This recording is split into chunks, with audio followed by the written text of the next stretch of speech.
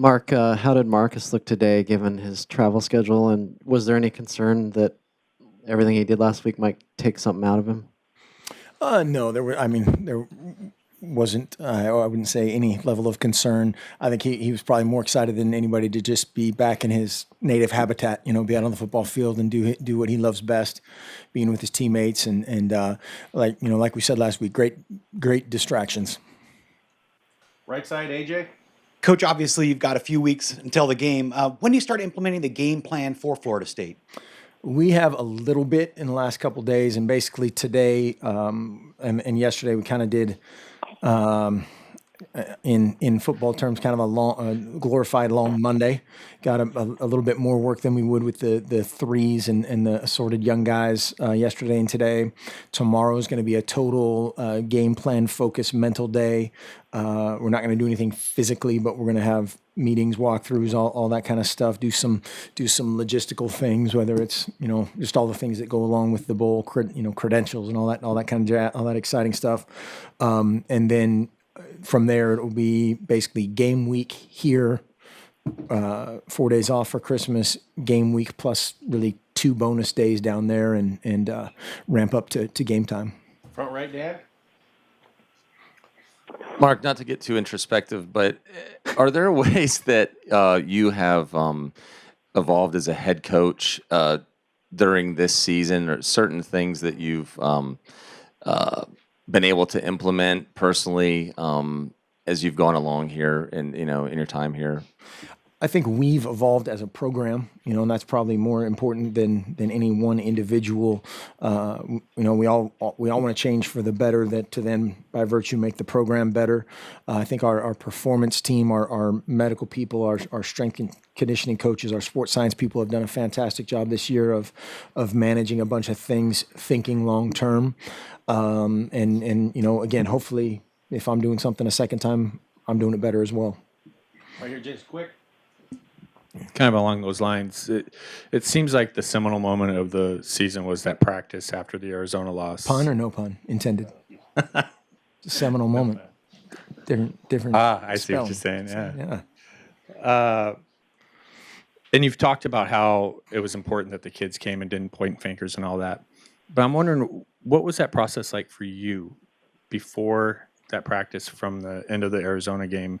Because certainly from the outside, you got a lot of criticism and a lot of eyes were on you. What process did you go through to get you to that practice where you addressed the team? I think we addressed it immediately after the game in the locker room, just in terms of what are we going to do now, and it wasn't anything. I don't know. Maybe ask the players. I don't remember anything too extravagant. I think we believe so much in what we're doing. There's a bounce here, a play there that doesn't go your way, and you lose to a top 5, top 10 team.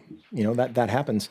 But I think the biggest thing of all is like you said, not only the players not pointing fingers, but a lot of times, in football, the coach says, "Hey, Jason, you should have done this. You should have done this."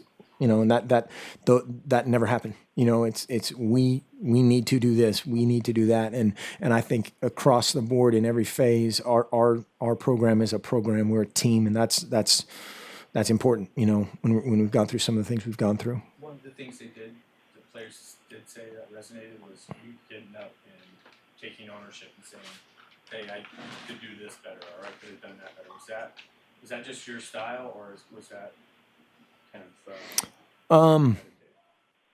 I don't remember meditating over it or premeditating it. I think in general, I firmly believe that bad stuff belongs to the coaches and the good stuff is because of the players and the assistants, and that will never change. And that's I think that's just how I'm wired, and that's because it's true. We have to coach them. People say execution on the players. You got to coach it. You got to coach every phase of it, and then if those guys think it's because of them, then they're going to be better. Down the road, and everybody benefits. But like I've said before, you don't want to really find out how great you are coming back from that stuff. But our guys handled it great. Right here, Steven, second row. Mark, how would you describe the personality of the senior class? The personality of the senior class.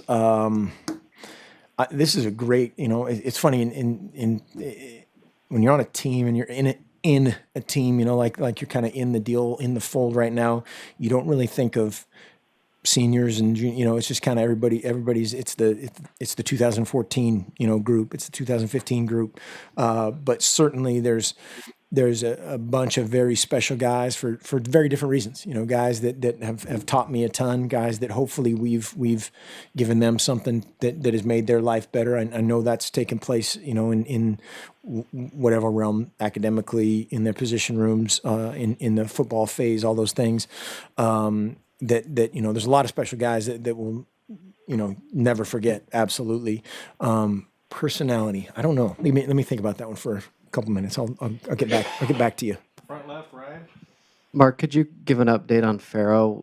Will he be back next semester, and is there a chance he could be with the team during this game at all? That's all to be determined, and literally to be determined. There's a couple different long-term scenarios that we're gonna just see how it plays out. Obviously, we'd love to have him back as soon as possible, and if that was in the best interest of everybody, then we'd do it. He did a great job of finishing up academically, and so far so good relative to everything else. Front right, Dan, right here. Mark, do you know Gary Anderson at all, and what was your impression of his move to Oregon State? I don't know him great. I know of him. We've met before, and he's had a ton of success. But yeah, nothing is shocking and surprising anymore. Whether it's hirings, firings, moves, either suspected or unexpected. But no, he's a great coach. Right side, Tyson. This obviously varies probably by a case basis, but with when you have junior college guys coming into the program, what sort of transition do you see usually from them from their first year to the second year? I'm kind of talking like Joe Walker. Mm-hmm. Yeah, it absolutely. You hit it right on the head in the first part. It's total case by case. You saw a kid like Kyle Long comes in and has a little bit more experience maybe than Joe in whether it's baseball or otherwise, and comes in and about midway through the season, the guys, ends up being obviously a first round pick. And some guys, it's just maybe their mindset when they first show up and kind of feel their way through things. And, but Joe's always been one of those guys, just being around him, you root for him, and you want a guy like that. Sometimes he's a great guy, really fun guy to be around. And you just want him to come out of his shell in every way on the field. He's always played hard. He just kind of, fitting where he's supposed to be every time and doing all those things all the time. But it just absolutely depends on many, many factors. Second row middle, right here. Jason. Maybe you've already done this, Mark, but I've not heard of it. Can you sort of give me a scouting report a little bit on Florida State about playing and disrupting their offense, disrupting their quarterback? Then defensively, what are some of the things they try to do relative to what you've seen? And then the third thing is, are you going to try to keep the kicker off the field? Yeah, well, hopefully not Field kicking goals. PATs, or field goals. When you get to this point, you're playing an exceptional team, and they are absolutely that. They are very talented. They're long, athletic, physical. Defensively, they're I'm trying to think of a comparison, kind of a combination of Michigan State, of Stanford, of Arizona. They do a bunch of stuff up front. They're very multiple. They do a lot in terms of they can base out of a 4-down front and play kind of that package. They can base out of a 3-man front with a bunch of different blitz combinations, and they have them and Stanford are probably the most varied from a coverage standpoint that we see. But yeah, and then whether it's the corners or the back, they're just freakishly athletic. Goldman obviously is kind of the guy that gets most of the headlines up front, but they've got about 7 guys that play a ton that make a bunch of plays. Offensively, obviously Winston gets the pub, and deservedly so, but then they've got 2 tailbacks and 3 wideouts, and Nick O'Leary is a phenomenal player, and then a couple All-American offensive linemen. So other than that, just kind of your normal garden variety number 1 team. Front, Jason Quick. Mark, I think nationally, most people, when they hear spread offense, think of passing, but you guys just led the conference in rushing for the 9th consecutive season. What is it, or what's different about your guys' approach to running in the spread offense? I think that's one of those terms, kind of like West Coast offense. West Coast offense was invented by guys in Ohio. So, where's that? I'm not sure where that coast is, but there's a bunch of different styles of quote unquote spread. There's the old run and shoot days, I think, became known as the spread, and then whether it's Mike Leach or some other derivative of that, maybe the modern day spread version of that. And then there's a ton of teams that run the ball effectively out of a spread deal, whether it's Ohio State or the Florida teams with Tim Tebow. That was definitely a style of spread, and Mississippi State does that some. Baylor, and then everywhere in between. But our whole deal, like everybody that does it, is we're trying to get our athlete in space against their athlete and try to win. Don't make me regret this, Peach. I want to take you back to the Civil War. Tell me what was going through your mind when you saw your starting quarterback hurdle a defensive player.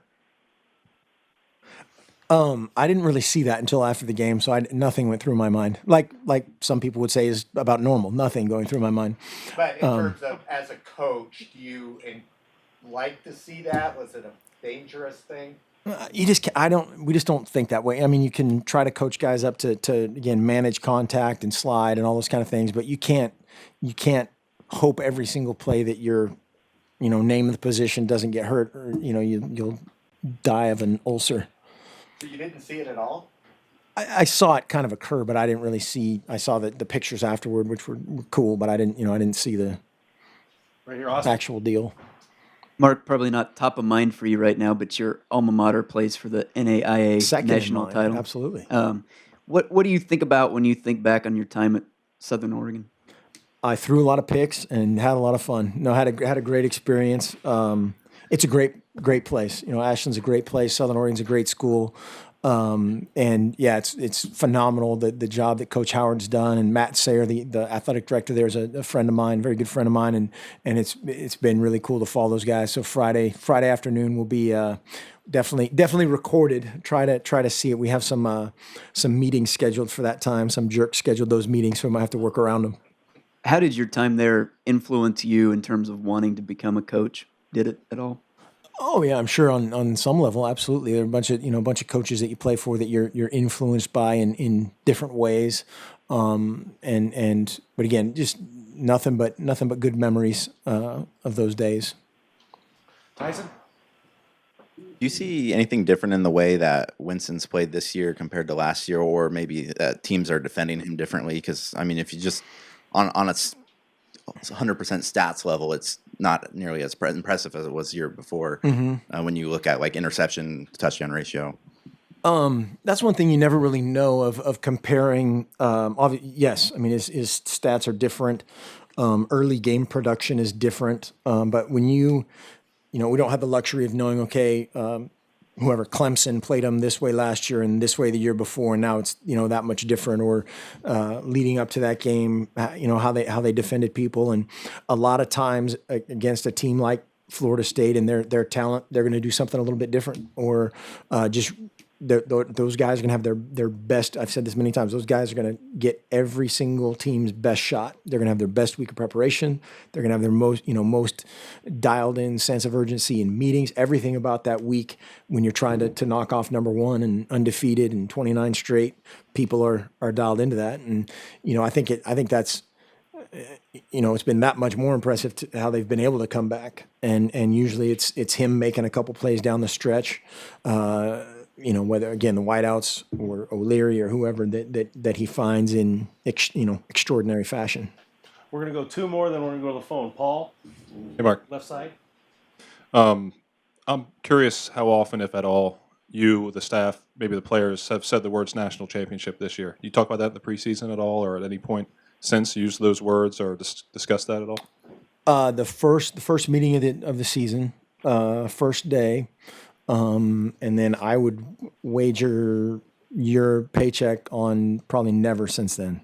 That's Not that much, so you're good. Do you think that's because maybe there's an assumption now at Oregon that Oregon football is always in the chase for national championship? There's no reason to even discuss it or say it because this is now the place where the program has become that every year you'll compete for? I don't know if it's necessarily because of that. I think you state your goals, you talk about your goals, and then you forget them, and you just dive into the process. You be 100% invested in the process, and then that other part way down there has a chance of happening. If we just sit around and talk about winning the lottery, we're going to be spending a lot of money on, burnt tickets. But if we, go to work and have a possibility of making that happen, it might. AJ on the right.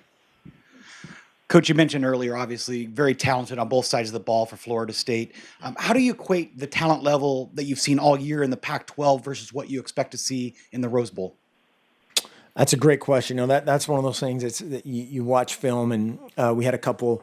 Stanford played Notre Dame. A couple of the teams played Notre Dame. So you do kind of that cross. Okay, these teams, they kind of look like this against these guys, and kind of look like these against these guys, but they're extremely talented. I mean, it's Florida State. Those guys are in a hotbed of recruiting talent and have done a phenomenal job of recruiting for a long, long time. Their speed and athleticism jumps right out at you on offense and defense, and even more so in special teams. They put their guys in a great position to be athletes. They kind of simplify things, especially on special teams. And I think, again, that's a giant compliment to be able to do something simple and just say, hey, we're better than you. And we're going to outplay you and out athlete you, out physical you, whatever the case may be. On the phone, Tim? Yes, Mark, Tim Trower with the Mail Tribune. Yes. Down here in Medford. How much have you followed SOU this fall or been able to? I've followed them every single week, checking the score. I did not get a chance to watch the snow game before our game, but I saw a couple pictures and a few highlights. But I'm always checking on my Marshall Pirates and my Raiders. Were you surprised by any of the results? In particular, the semifinals got a little out of hand. Yeah, that was amazing. I heard the score, and what was it, 62-37 or something like that? 62. What was it? Right. And a drubbing at that point of the playoffs is very impressive. What kind of interaction, Mark, do you have with Craig Howard, if any? Particularly from a football standpoint. We've met a couple times. Yeah, their staff came up to a game. Can't remember which one this season during their bye week, and we got together with those guys a couple times in the off season. Very very briefly. Unfortunately, he's got a great staff and a great group of guys that have won a lot. Won a lot of games at a bunch of different places. What do you know about Austin Dodge? He's got one or two of your records, I think, but. Yeah, I think he passed those a long time ago. We didn't throw it quite this much, or maybe we didn't win enough games to get that far. But no, he's. I actually talked to. I haven't seen him this year, but I've talked to a couple of NFL scouts that have mentioned him as a potential guy down the road. And anytime you're doing that at that level, it's impressive. We had the good fortune or the misfortune to play against John Kitna when he was at Central Washington, a guy that obviously did a lot of things at the next level. So it's possible, and wish him nothing but the best. Right. Now, Mark, what was your highlight as a player for the Raiders? You said it right. I think there was one highlight. I don't know. Our teammates had an unbelievable group of guys that have still stayed in contact with, and even some Beaver fans that I think we've turned. Okay. All right. Mark, I think that's it for me. I appreciate your time. Sure. One more here. Dan? Mark, I just wanted to ask a recruiting question. What is your process, and what is the criteria for evaluating kickers? We've had a bunch of guys in our camp at various times. Are you saying us or in general? Yeah. We try to see everybody. The negative about kickers in particular is you don't get to put them. Excuse me, I got a little funk going on here. You don't get to put them in the game ending situation a bunch, all those kind of things. The pressure cooker as much as you might like to, but we've had we've had the guys in our camp almost without exception, or they've been here as a walk on and evaluated them that way. Is it the toughest position to evaluate, or? Some people say that, some people say that just in terms of it's like a golfer almost, it's so mental in terms of the preparation. You never know how much or when or if you're going to be involved. And when you are, it's really important. And so that's one of those things that position probably more so than any other. Although we do a bunch of that stuff with our other guys too. It's mental, psychological development as well as, kick it through the yellow Y. Thanks, Coach. All right. Thanks.